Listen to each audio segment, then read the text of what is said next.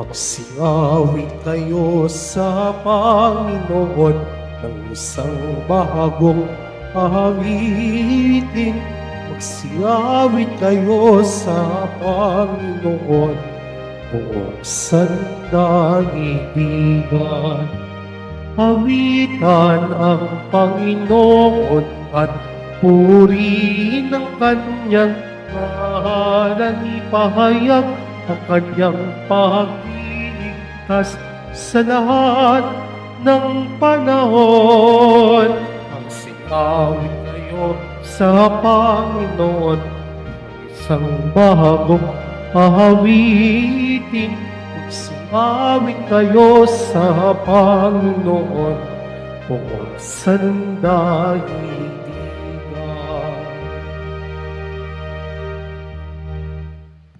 Sa ngalan ng Ama at ng Anak at ng Espiritu Santo, Amen. sumainyo ang Panginoon. At sumaiyo rin. Mga kapatid, aminin natin ang ating mga kasalanan upang tayo maging marapat gumanap sa banal na pagdiriwang.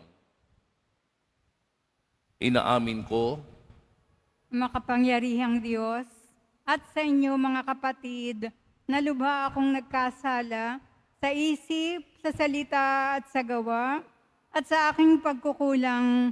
Kaya ay sinasamo ko sa mahal na Birheng Maria, sa lahat ng mga anghel at mga banal, at sa inyo mga kapatid, na ako'y ipanalangin sa Panginoong ating Diyos. kaawaan tayo ng makapangyarihang Diyos, patawarin tayo sa ating mga kasalanan, at patnubayan tayo sa buhay na walang hanggan. Amen. Panginoon, kaawaan mo kami. Panginoon, kaawaan mo kami. Kristo, kaawaan mo kami. Kristo, kaawaan mo kami. Panginoon, kaawaan mo kami. Panginoon, kaawaan mo kami. Manalangin tayo.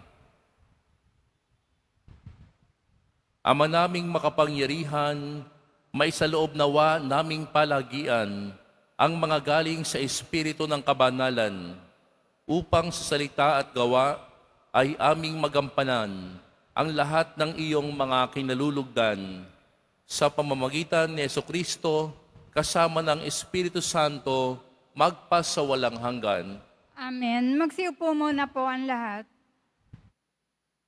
Pagbasa mula sa aklat ni Sirach.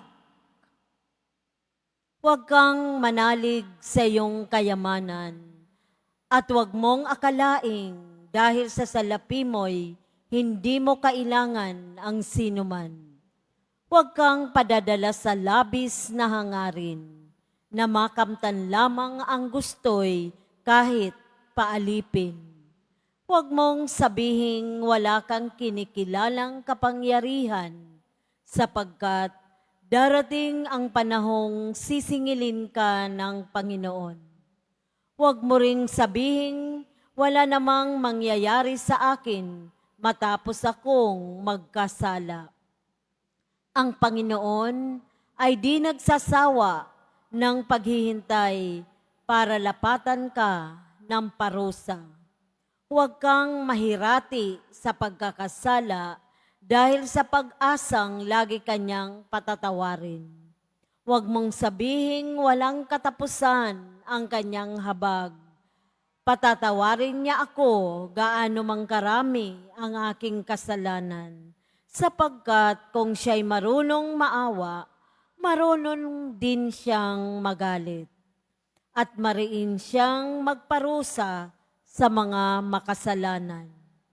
Magbalik loob ka na agad sa Panginoon, huwag mong ipagpabukas ang pakikipagkasundo sa Kanya, sapagkat biglang darating ang araw ng paghiganti at mapapahamak ka sa oras ng pagsusulit.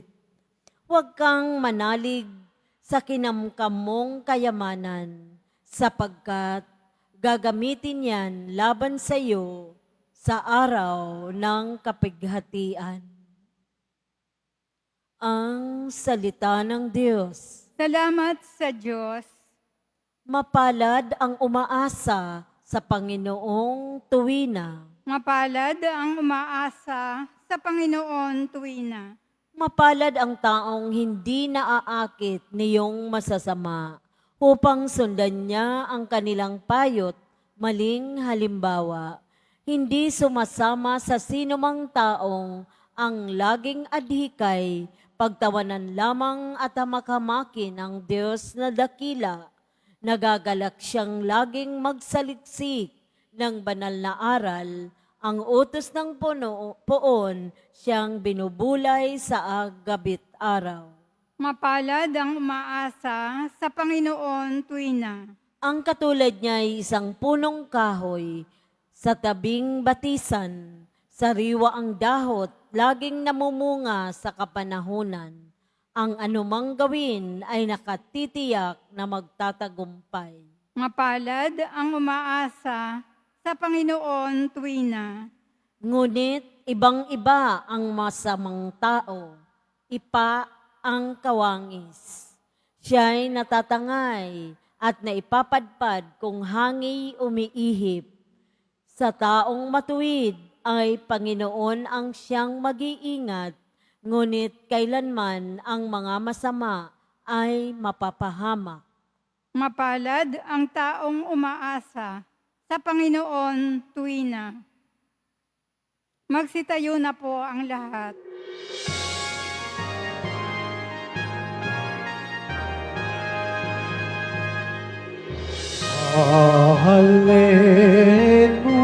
Hallelujah, Hallelujah, Hallelujah, Hallelujah.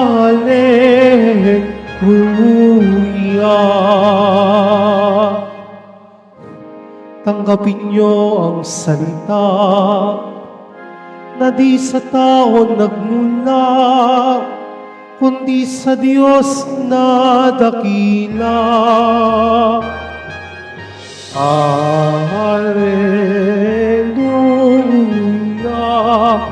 Hallelujah, Hallelujah, Hallelujah.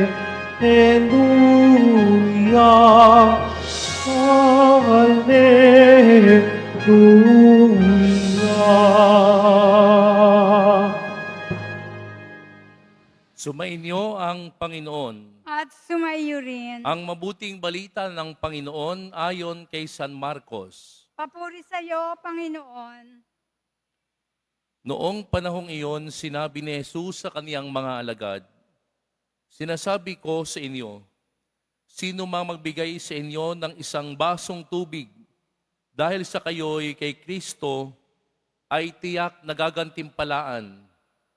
Mabuti pa sa isang tao ang siya'y bitinan ng isang malaking gilingang bato sa leeg at itapon sa dagat kaysa maging sanhi ng pagkakasala ng isa sa maliliit na ito na nananalig sa akin. Kung ang kamay mo ang nagiging sanhi ng iyong pagkakasala, putulin mo. Mabuti pa ang mapunta ka sa langit ng putol ang isang kamay kaysa may dalawang kamay na mahulog ka sa impyerno, sa apoy na hindi mamamatay. Do'y hindi mamamatay ang mga uod na kumakain sa kanila at hindi mamamatay ang apoy. Kung ang paa mo ang nagiging sanhi ng iyong pagkakasala, putulin mo. Mabuti pa ang mapunta ka sa langit ng putulang isang paa kaysa may dalawang paa na mahulog ka sa impyerno. Do'y hindi mamamatay ang mga uod na kumakain sa kanila at hindi mamamatay ang apoy. At kung ang mata mo ang nagiging sanhi ng iyong pagkakasala, dukutin mo. Mabuti pa ang pumasok ka sa kaharian ng Diyos ng bulag ang isang mata kaysa may dalawang mata na mahulog ka sa impyerno. Do'y hindi mamamatay ang mga uod na kumakain sa kanila at hindi mamamatay ang apoy. Sapagkat ang bawat isa ay dadalisain sa apoy. Mabuti ang asin, ngunit kung mawala ng lasa, paano ito mapapaalat ulit? Taglay ninyo ang katangian ng asin at sa gayoy magiging mapayapa ang inyong pagsasamahan.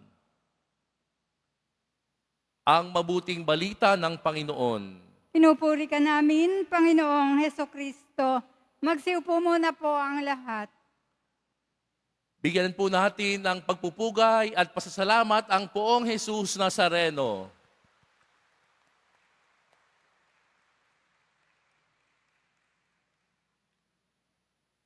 Minsan po iniisip natin na ang paglilingkod po sa ating Panginoong Diyos, kinakailangang malaki, kinakailangang dakila, kinakailangang extraordinaryo. Subalit mga kapatid, sa araw na ito, tinuturuan tayo ni Jesus na kahit po yung pinakamaliit na kabutihan, basta ito'y may kasamang pagmamahal, ito po ay mahalaga sa Diyos. Kahit pinakamaliit na kabutihan. Sabi nga ng ating dating Arsobispo Emerito ng Maynila, si Cardinal Rosales, sabi niya, anumang maliit, basta malimit, ay patungong langit. Mga kapatid, sa ating simulan ng ating ebanghelyo, narinig natin ang sinabi ni Jesus, sino mang magbigay sa inyo ng isang basong tubig dahil sa kayo kay Kristo ay tiyak nagagantimpalaan. Ito'y paalala sa atin na dapat tayong maging bukas palad, lalo na sa mga higit na nangangailangan. Ito ang una nating punto. Maliit man ang ginagawa mo, mahalaga ito sa Diyos. Pangalawang punto, tungkol naman po ito sa sanhi ng pagkakasala. At matindi ang babala ni Jesus laban sa mga nagiging dahilan ng pagkakasala. My dear sisters and brothers, hindi po literal na gagawin mo to ha. Yung puputulin ng kamay, puputulin ng paa, dudukutin ng mata, kapag itong nagiging sanhi ng pagkakasala. Ito po'y pagpapaalala lamang at pagpapaliwanag na ibig sabihin ng Panginoong Hesus, kung ang mga bagay at mga sanhi ng pagkakasala ang naglalayo sa iyo sa Diyos, kinakailangang alisin mo sa buhay mo ang mga bagay na nagiging sanhi ng pagkakasala. Baka po hindi natin namamalayan na sa ating salita, sa ating kilos, sa ating mga pinapakita sa mga bata, baka po tayo nagiging sanhi ng pagkakasala. Ang Panginoong Hesus, hinihimok tayo ngayon na maging mabuti kang halimbawa, lalo na sa kabataan at sa iyong mga kasamahan, sa trabaho, sa bahay, sa negosyo, sa paaralan, sa palengke, sa ating mga kaibigan at sa ating komunidad. Maging mabuti kang halimbawa. Ang matinding babala ay ganito, kung ang iyong kamay, paa at matay magiging sanhi ng pagkakasala, mas mabuting putulin o dukutin kaysa mapunta sa impyerno. Hindi po ito literal, inuulit ko, hindi ito literal na gustong sabihin ni Jesus na dapat putulin mo ang iyong katawan. Kundi ito ay matinding pahayag upang ipakita kung gaano po kaseryoso ang kasalanan. Sapagkat tinuturuan tayo ni Jesus na huwag nating hayaang manatili ang anumang bagay sa buhay natin na naglalayo sa atin sa Diyos. Let us not allow things that would separate us from the love of God. At sa bandang huli mga kapatid, sinabi ni Jesus na ang bawat isa ay aasinan ng apoy, aas na ng apoy. Ang asin po ay sumisimbolo sa kadalisayan, sa kabanalan at pananampalataya. At sabi ni Jesus, kung mawala ang alat ng asin, paano ito mapapanumbalik? Ito'y ipinakikita na kung mawala ang ating sagisag ng pananampalataya, magiging mahirap itong ibalik. Kaya tinatawag tayo ngayon ni Jesus na panatilihin natin ang alat ng ating pananampalataya sa pamamagitan ng panalangin, sa pamamagitan ng paggawa ng kabutihan, at sa pamamagitan ng pananatili sa Kanyang biyaya. Papaano ka ba mananatili sa Kanyang biyaya? Sa pamamagitan ng kumpisal. May mga kumpisalan po tayo ngayon. Tama-tama. Ito'y paghahanda. Ito'y pagbabalik sa Diyos. Ito'y pagpapanatili ng alat ng pananampalataya. Mga kapatid, tumatabang ba ang pananampalataya mo? Lumapit ka kay Jesus. Maging bukas palad tayo kay Jesus. At maging bukas palad tayong gumawa ng mabuti sa iba kahit maliit. At nawa, huwag tayong maging sanhi naman ng pagkakasala ng iba. Sapagkat mga kapatid, sa bandang huli, tayong mga sumusunod kay Jesus, dapat tayo ay magpanibago at magpanatili ng alat ng pananampalataya, ng tindi ng pananampalataya ng ating sarili at ng iba. So may mission tayo na ang bawat isa ilapit kay Jesus. Hayaan niyong tapusin ko ang ating pagninilay sa pamamagitan ng panalangin. Mahal na Jesus Nazareno, turuan mo po kaming maging bukas na gumawa ng mabuti kahit maliit. Nawa ay huwag mo po kaming hayaang maging dahilan ng pagkakasala ng iba. Tulungan mo po kami na alisin sa buhay namin ang mga humahadlang sa pagsunod sa iyo. At nawa, mahal na pong Jesus Nazareno, maging mapanatili namin ang tindi at alat ng aming pananampalataya upang kami ay suguin mo na magpalaganap ng pagmamahal, ng awa at ng aral mo. Amen. Magsitayo na po ang lahat.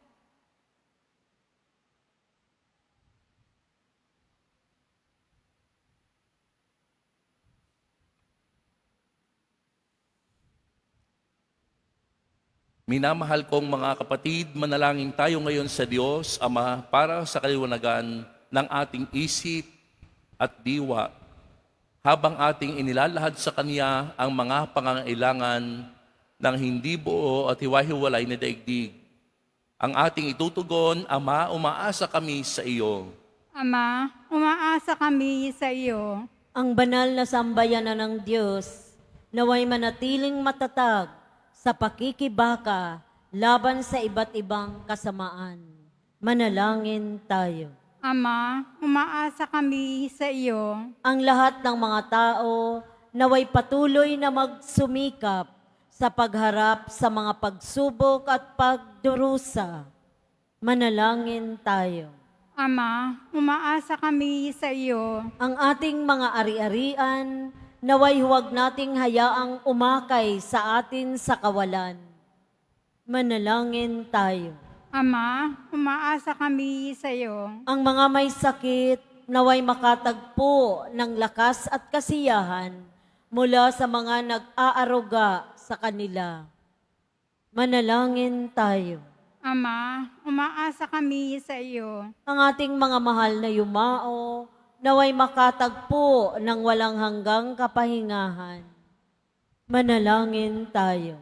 Ama, umaasa kami sa iyo. Sa ilang sandali ng katahimikan, ating ipanalangin at iba pang mga pangangailangan ng ating pamayanan. Gayon din ang mga intensyon na inialay sa ating misa sa araw na ito at isama rin natin ang ating mga pansariling kahilingan. Manalangin tayo.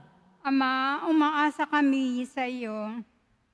Makapangyarihang Ama, humihingi ng katapangan sa pananampalataya ang bayang iyong tinawag na sumunod sa iyong anak, na inilalahad ang kanilang pangangailangan sa iyo. Hinihiling namin ito sa pamamagitan ni Kristong aming Panginoon. Amen. Magsiupo muna po ang lahat.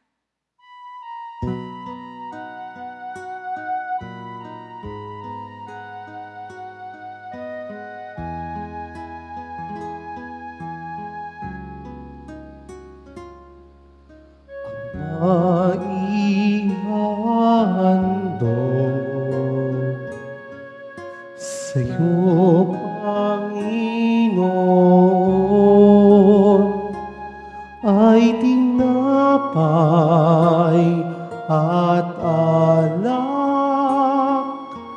mula sa aming kamay. Sa iyong kabutihan aming iaalay ang tinapay at alak sa gisag ng aming buhay. Magsitayo na po ang lahat.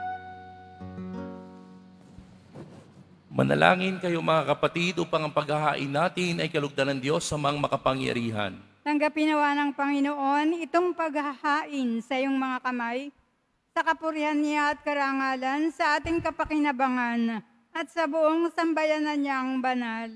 Ama naming lumikha, sa pagganap namin ng banal na pagdiriwang, upang ikaw ngayoy aming paglingkuran, inihiling namin naway mapakinabangan ang aming inihahain sa iyong karangalan. Sa pamamagitan ni Jesucristo kasama ng Espiritu Santo, magpasawalang hanggan. Amen. Sumainyo ang Panginoon. At sumaiyo rin. Itaas sa Diyos ang inyong puso at diwa. Tinaas na namin sa Panginoon. Pasalamatan natin ang Panginoong ating Diyos. Marapat na siya ay pasalamatan. Ama naming makapangyarihan, tunay nga marapat na ikaw ay aming pasalamatan. Sa iyong paglingap at kagandahang loob, ang tao'y nilikha mo't pinangasiwa sa sansinukob. Sa hangad mong siya'y iwastong lubos, siya'y pinagdusa mo sa kanyang pagtalikod. Sa iyong paggiliw, iyong ipinahintulot na makabalik siya sa pamamagitan ni Kristo Jesus. Kaya kaisa ng mga anghel na nagsisiawit ng papuri sa iyo, nang walang humpay sa kalangitan, kami nagbubunyi sa iyong kadakilaan. Santo, Santo, Santo, Panginoong Diyos ng mga hukbo, napupuno ang langit at lupa ng kadakilaan mo. Hosana sa kaitaasan, pinagpala ang naparirito sa ngalan ng Panginoon. Hosana sa kaitaasan, magsiluhod po ang lahat. Ama naming banal, ikaw ang bukal ng tanang kabanalan.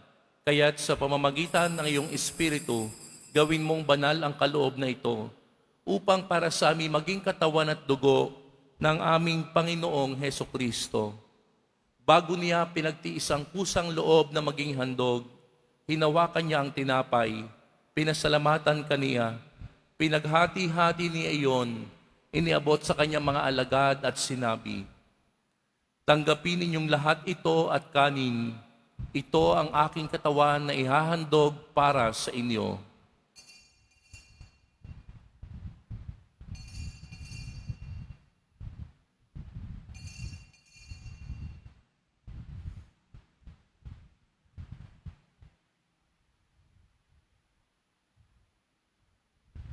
Gayon din naman, nung matapos ang hapunan, hinawakan niya ang kalis.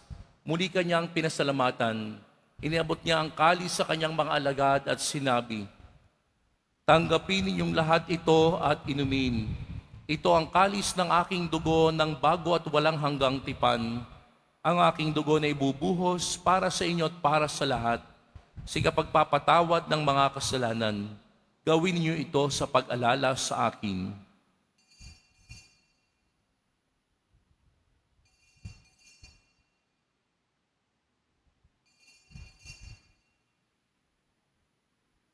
Magsitayo na po ang lahat. Ipagbunyi natin ang misteryo ng pananampalataya. Si Kristo'y namatay, si Kristo'y nabuhay, si Kristo'y babalik sa wakas ng panahon. Ama, ginagawa namin ngayon ang pag-alala sa pagkamatay at muling pagkabuhay ng iyong anak. Kaya't iniaalay namin sa iyo ang tinapay na nagbibigay buhay at ang kalis na nagkakaloob ng kaligtasan. Kami nagpapasalamat dahil kami iyong minarapat na tumayo sa harap mo para maglingkod sa iyo. Isinasamo namin kaming magsasalo-salo sa katawan at dugo ni Kristo ay mabuklod sa pagkakaisa sa pamamagitan ng Espiritu Santo. Ama, lingapin mo ang iyong simbahang laganap sa buong daigdig. Puspusin mo kami sa pag-ibig kay San Francisco na aming Papa at ni Jose na aming Obispo at ng Tanang Kaparian.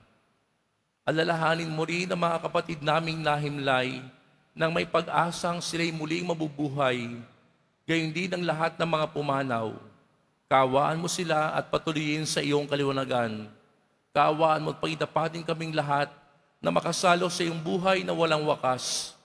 Kaisa ng mahal na Birheng Maria na Ina ng Diyos, nakabiyak ng puso niyang San Jose, kaisa ng mga apostol at ng lahat ng mga banal na namuhay dito sa daigdig ng kalugod-lugod sa iyo, may pagdiwang nawa namin ang pagpupuri sa ikararangal mo sa pamamagitan ng iyong anak na aming Panginoong Heso Kristo. Sa pamamagitan ni Kristo, kasama niya at sa Kanya, ang lahat ng parangal at papuri ay sa iyo, Diyos amang makapangyarihan, kasama ng Espiritu Santo, magpasawalang hanggan. Amen. Sa tagubili ng mga nakagagaling na utos at turo ni Jesus na Panginoon natin at Diyos, ipahayag natin ng lakas loob. Ama namin, Sumasalangit ka, sambahin ang ngalan mo, mapasa amin ang kaharian mo, sundin ang loob mo dito sa lupa para nang sa langit. Bigyan mo po kami ngayon ng aming kakanin sa araw-araw at patawarin mo kami sa aming mga sala para nang pagpapatawad namin sa mga nagkakasala sa amin. At huwag mo po kaming ipahintulot sa tukso at iadya mo kami sa lahat ng masama.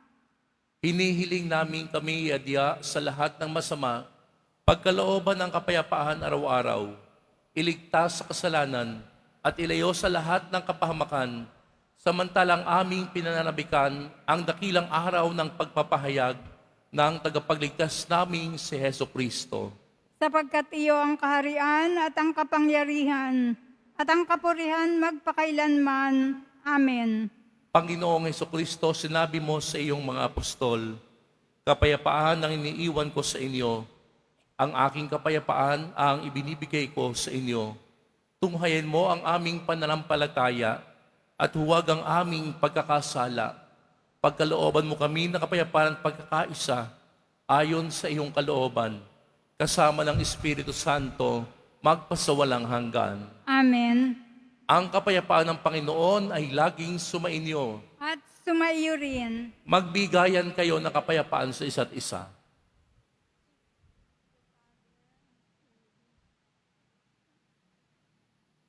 Kordero ng Diyos na nag-aalis ng mga kasalanan ng sanlibutan, maawa ka sa amin. Kordero ng Diyos na nag-aalis ng mga kasalanan ng sanlibutan, maawa ka sa amin. Kordero ng Diyos na nag-aalis ng mga kasalanan ng sanlibutan, pagkaloob mo sa amin ang kapayapaan. Magsiluhod po tayo.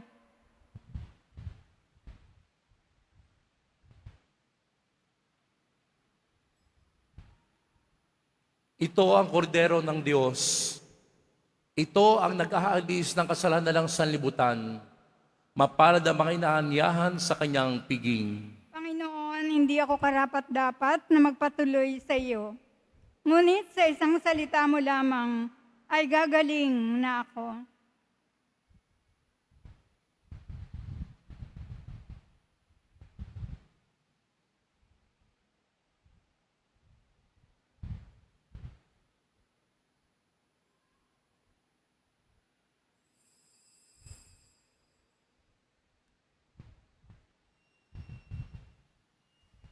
Para po sa lahat ng tatanggap ng banal na komunyon, sasagot po tayo ng amen pagkasabi ng pari o ng lay minister ng katawan ni Kristo.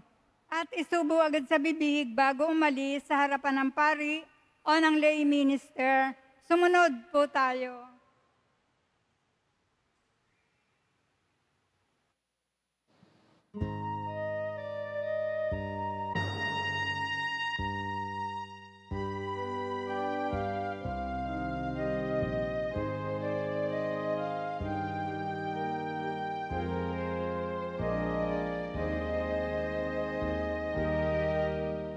Sa piling na ito, ating pagsaluhan, katawan at dugo ni Jesu Kristo, siya'y ating lakas at tagulan. Panginoon Diyos nating lahat.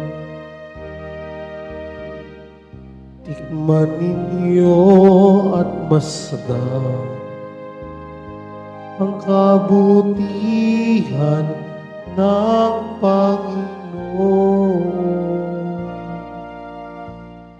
Mapalad ang tao ng Diyos, ang pag-asa. Sa piling na ito, ating pagsaluhan, katawan, dugo ni Jesu Kristo, siya'y ating lakas at tanggulan. Panginoon Diyos ating lahat. Inumin inihaan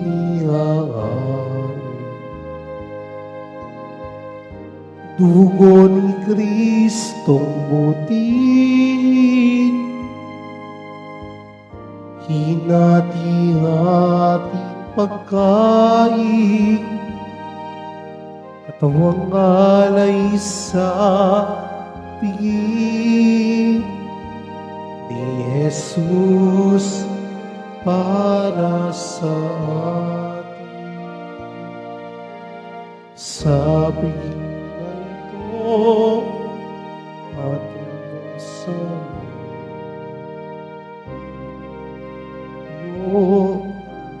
ni Jesu Kristo, siya'y ating lakas at tanggulan. Panginoon Diyos nating lahat. Tignan ninyo at masdan ang kabutihan ng Panginoon. Mapalad ang tao ng Diyos, ang pag-asa. Sa piling na ito, ating pagsaluhan, katawan at dugo ni Jesu Kristo, siya'y ating lakas at tanggulan. Panginoon Diyos nating lahat.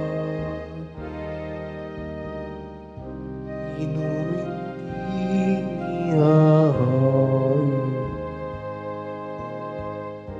dugo ni Kristong mutin,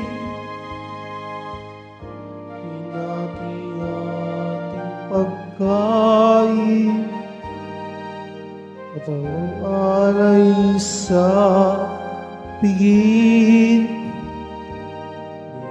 Jesus para sa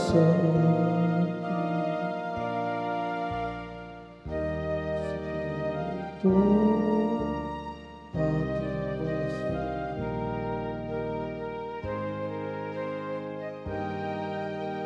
ni Jesu Kristo, siya'y ating lakas at tanggulan, Panginoon Diyos nating lahat.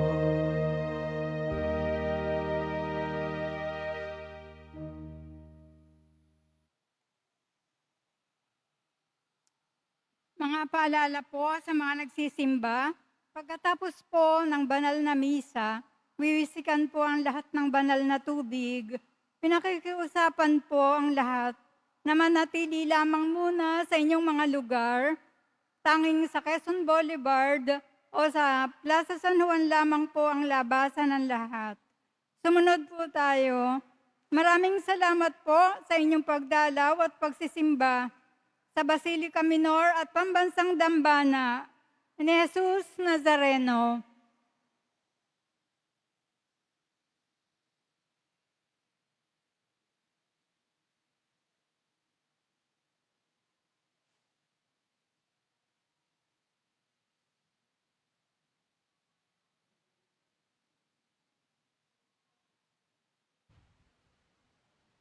Magsitayo na po ang lahat. Manalangin tayo. Ama naming mapagmahal, ipagkaloob mong aming mapakinabangan ang dulot na kaligtasan ng aming pinagsaluhan bilang sangla ng iyong tiyak na pagsagip sa tanan. Sa pamamagitan ni Jesucristo, kasama ng Espiritu Santo, magpasawalang hanggan. Amen. Sumainyo ang Panginoon. At sumaiyo rin. Mahal na poong Jesus Nazareno, inihayag mo sa pamamagitan ng krus ang walang maliw na pag-ibig ng Diyos sa sangkatauhan. Pakinggan mo ang kahilingan lalo na para sa mga nangangailangan ng iyong tulong at awa. Makamtan nawa namin ng iyong kasagutan na may utang na loob na tinatanaw. Basbasan din po ninyo itong mga imahen at dasalan upang lalo kaming manalangin at magtiwala sa pamamagitan ng bendisyon na ito, naway lalo kaming maging mapaglingkod, masunurin at tapat sa iyo na aming maluwalhating Panginoon, magpasawalang hanggan. Amen. Pagpalain kayo ng makapangyarihang Diyos, Ama at Anak at Espiritu Santo. Amen. Humayo kayong taglay ang kapayapaan ng poong Jesus Nazareno. Salamat sa Diyos.